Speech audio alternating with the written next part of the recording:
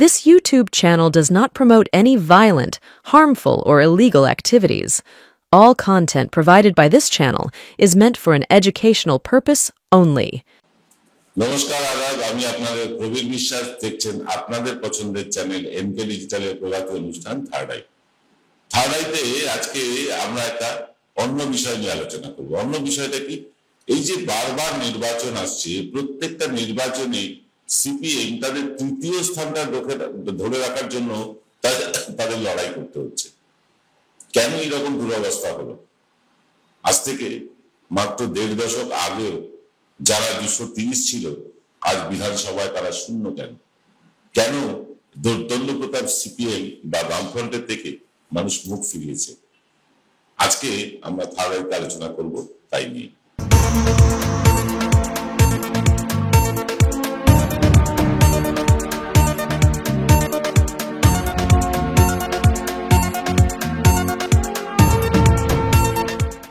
দেখুন, একটা সময় ছিল যখন বাঘে গরুতে এক ঘাটে জল খেত সিপিআইএম এর ভয়ে। পাড়ায় পাড়ায় গড়ে উঠেছিল বিভিন্ন কমিটি, গণতান্ত্রিক নাগরিক সমিতি, গণতান্ত্রিক মহিলা কমিটি, এরকম বিভিন্ন ছাত্রদের সংগঠন, এসএফআই, যুবদের সংগঠন, ডিওএফআই, এছাড়াও রিক্সা চালক ইউনিয়ন, অটো চালক ইউনিয়ন ইত্যাদি ইউনিয়নের ছড়াছড়ি ছিল। কারখানায় গেটে পথ করে উঠতো লাল পতাকা, সেখানে যখন তখন ভাঙচুর হয়ে যেত, বন্ধ স্ট্রাইক হতো। এরকম একটা অবস্থা ছিল সিপিএম। আর গণহত্যার কথা তো ছেড়েই দিলাম। মরিচঝাপি থেকে শুরু করে বানতলা, ধানতলা, সিঙ্গুর, নানুর, এরকম বহু জায়গায় মানে বারবার গণহত্যা হতে দেখেছি আমরা বামপন্থীদের আমলে। 55,000 কংগ্রেস কর্মী খুন হয়েছিলেন বামেদের আমলে। এবং এইভাবেই তারা প্রায় দীর্ঘ 3.5 দশক পশ্চিমবাংলার ক্ষমতায় ছিলেন। হঠাৎ কি হলো যে বামেরা একেবারে শূন্য হয়ে গেলেন? রক্তাল্পতায় ভুগতে ভুগতে আজ বামেদের মানে একটি আসনও নেই বিধানসভায়। কেন এরকম দুরবস্থা হলো? আমরা এই ভোট চলাকালীন আমরা বিভিন্ন রকম সমীক্ষা করি, আপনারা জানেন। নির্বাচনের আগে একটা সমীক্ষা করি, ভোটের দিনে একটা সমীক্ষা করি। এই পুরো সময়কালে আমরা এই ব্যাপারে একটু খোঁজ খবর নিয়েছিলাম বিভিন্ন জায়গায়, যে কেন বামেরা তৃতীয় স্থানটাও ধরে রাখতে তাদেরকে আজকে এত মেহনত করতে হচ্ছে। মানে যাদের ভয়ে একসময় লোকাল কমিটির নির্দেশ ছাড়া পুলিশ ধরতো না, একটা জিডি পর্যন্ত করতো না, জেনারেল ডায়েরি বা এফআইআর করতো না, আজকে তাদের এই দুর্দশা কেন? আমরা যখন খোঁজ করলাম, আমরা বহু মানুষের সাথে দেখা হয়েছে আমাদের, যারা একসময় বামপন্থী ছিলেন, আজ অন্য দলকে ভোট দেন। এরকম বহু মানুষের সাথে দেখা হয়েছে। কারণ নতুন করে তো ভোটার গজায়নি, সেই মানুষগুলোই ভোট দিচ্ছেন, বা সেই মানুষগুলোই বামেদের ভোট দেননি বলে বামেরা আজকে এই 5.5% নেমে গিয়েছে। সেরকম বেশ কিছু মানুষের সাথে আমাদের দেখা হয়েছিল। তারা যেটা বলছেন যে বামেরা তাদের মানে গৌরব বা কৌলিন্য হারিয়েছে। কেন? কারণ দীর্ঘ 3.5 দশক ক্ষমতায় থাকার ফলে তাদের মধ্যে একটা ঔদ্ধত্য চলে এসেছিল।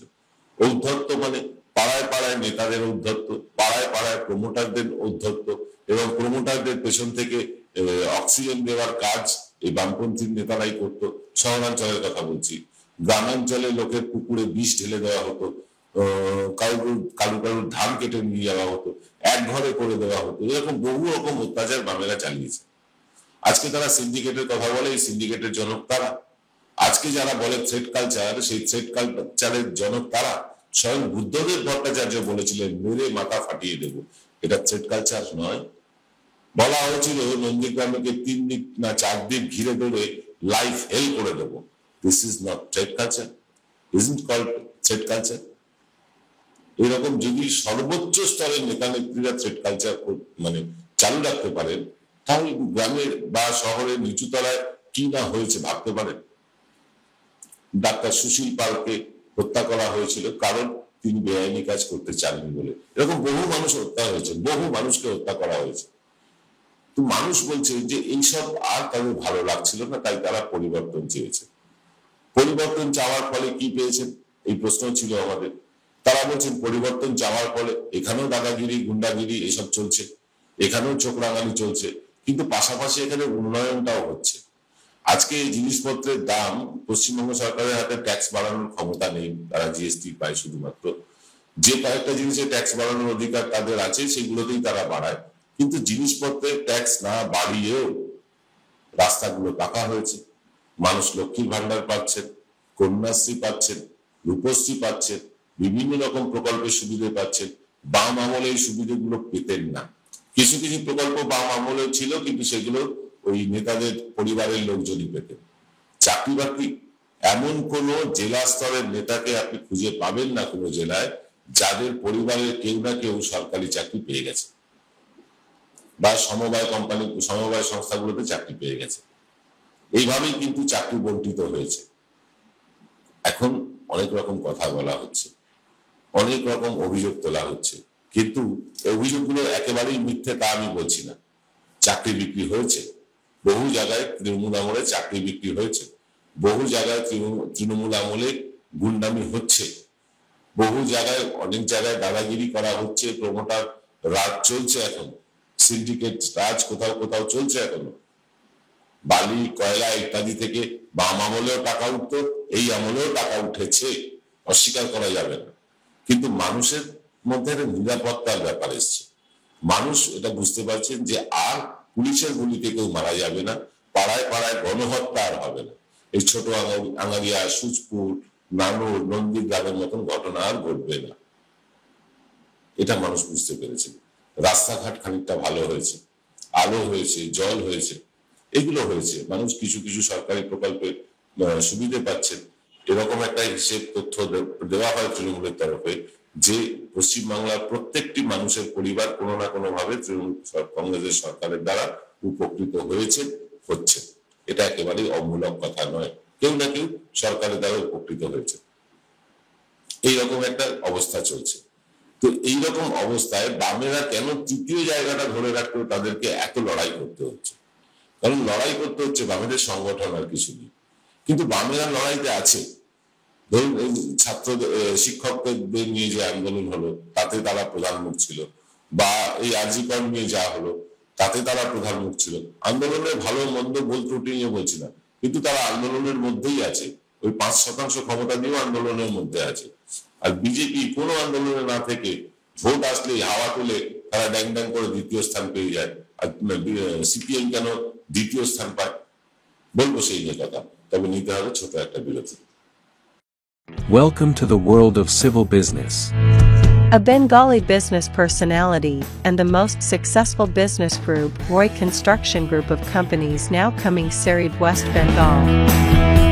Mr. Anup Roy, the managing director of the Roy Construction Group company, ready to serve his native land, the mother Bengal.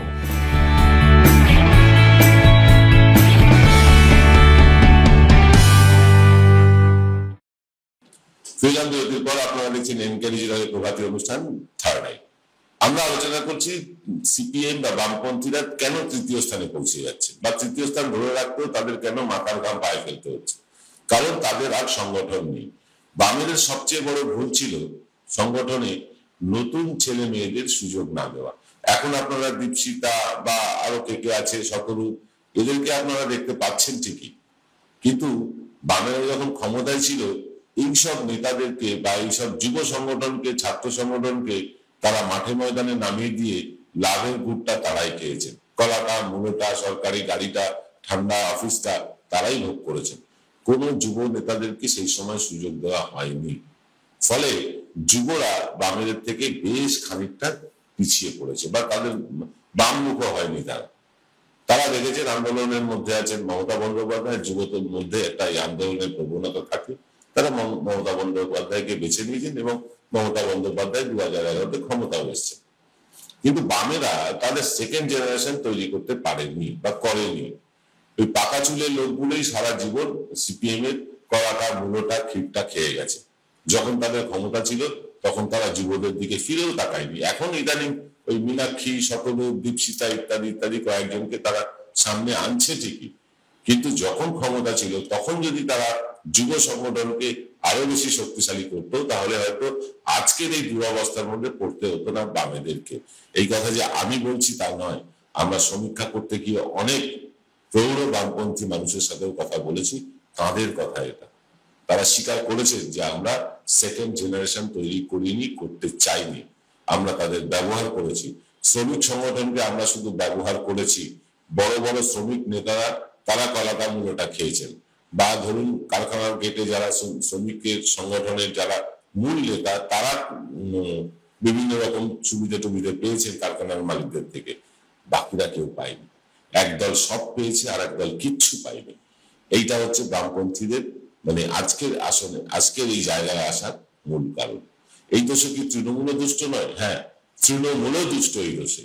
তৃণমূলেও একদল লোক সব পাচ্ছে, তারা পদ পাচ্ছে, টিকিট পাচ্ছে, বিভিন্ন রকম ভাবে তাদের অর্থনৈতিক মানে যা বৈভব দেখতে পাচ্ছি। যারা আজ থেকে 15 বছর আগেও সাইকেল চড়তেন তারা বড় বড় স্করপিও গাড়ি চড়ছেন, এটাও দেখতে পাচ্ছি। এবং তৃণমূলও যদি এই বামেদের জুতোতে পা গলায়, তারা যদি যুব সংগঠনকে এখনই তারা যদি ক্ষমতায় থাকতে থাকতে যদি দৃঢ় না করে, সুদৃঢ় না করে, তাহলে কিন্তু তৃণমূলেরও এক দশা হবে। বিজেপি আসার কোনো সম্ভাবনা নেই। কারণ বিজেপি যারা করে বা এখন ইদানিং যারা করছে তারা বেশিরভাগটাই হয় বামেদের বিক্ষুব্ধ আর নয় তৃণমূলের বিক্ষুব্ধ। আদর্শগতভাবে বিজেপি কজন করেন আমার জানা নেই। স্বয়ং শুভেন্দু আদর্শগতভাবে বিজেপি নন, তিনিও কোনো কারণে মানে তৃণমূল থেকে বঞ্চিত বা কোনো ভয়ে তিনি হয়তো বিজেপিতে গিয়েছেন। এরকম বেশিরভাগই তাই, যে তৃণমূল থেকে বঞ্চিত হয়েছে, সিপিএম থেকে বঞ্চিত হয়েছে, বা সিপিএম এর সময় সে নিজের এলাকায় প্রচুর অত্যাচার করেছে, এখন তৃণমূলের ভয়ে সে ঠকঠক করে কাঁপছে, তার একটা রাজনৈতিক আশ্রয় চাই, তাই সে বিজেপি করছে। আদর্শগতভাবে বিজেপি করে পশ্চিমবাংলায় ওই 5-6% মানুষ। তাই যদি এখন অন্য কোনো দল ক্ষমতায় আসে তাহলে বিজেপির ভোটও কিন্তু ওই 5-6%ই নেমে আসবে। কারণ এই বেনজল যেভাবে বিজেপিতে ঢুকেছে, এই বেনজল বিজেপি থেকে বেরিয়ে যাবে। বিজেপির পশ্চিমবাংলায় আসার কোনো সম্ভাবনা নেই, একটাই কারণ তারা পশ্চিম বাংলারই দল নয়। তারা বাঙালিদের সংস্কৃতিটা বোঝে না, বাঙালির মানসিকতা বোঝে না।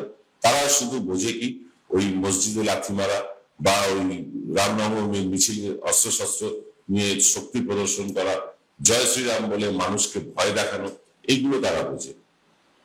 তাদের সংগঠনও কিছু নেই। যেভাবে বামেদের সংগঠন নেই সেভাবে বিজেপিরও সংগঠন নেই। বিজেপির তবু একটা হুজুগ আছে, বামেদের সেই হুজুগটাও নেই। তাই পশ্চিমবাংলায় বাম এবং বিজেপির ক্ষমতায় আসা এখনো বহু বহু বহু যোজন দূরে, যদি না তৃণমূল কংগ্রেস নিজেদের শ্রদ্ধা। তৃণমূল কংগ্রেসকে শোধরাতে হবে, তার যুব সংগঠনকে শক্তিশালী করতে হবে, আইটি সেলকে সক্রিয় করতে হবে, তবে গিয়ে তারা যদি ক্ষমতায় টিকে থাকতে পারে। তা না হলে কে হবে বা কোথায় মানে কোন রাজনৈতিক দল ক্ষমতায় পাবে সে নিয়ে এক্ষুনি কিছু বলা যাচ্ছে না। হয়তো এমনও হতে পারে যে একটা চতুর্থ শক্তির আবির্ভাব হলো, কে বলতে পারে সেরকম কিছু হবে না। কমেন্ট করে জানান আপনি। আজ এই পর্যন্ত, সকলে ভালো থাকবেন। নমস্কার।